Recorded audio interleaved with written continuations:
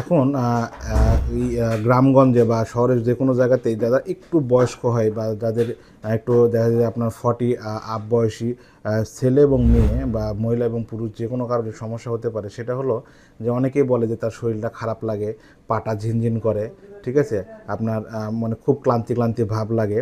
তো এই জায়গা থেকে আমরা যেটা নর্মাল কমনলি পেয়ে থাকি সেটা হলো যে একটা মানুষের শরীরে রক্তের পরিমাণ বা আপনার হিমোগ্লোবিনের অভাব এবং ভিটামিন ডি এর ডেফিসিয়েন্সি।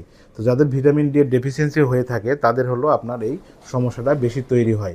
এই কারণে যাদের সকালবেলা উঠলে দেখা যাচ্ছে যে আপনার পাটা পাততে পারতেছেন না, হাঁটতে পারতেছেন না, তো তারপরে দেখা যায় শরীরটা খুব ক্লান্ত লাগতেছে।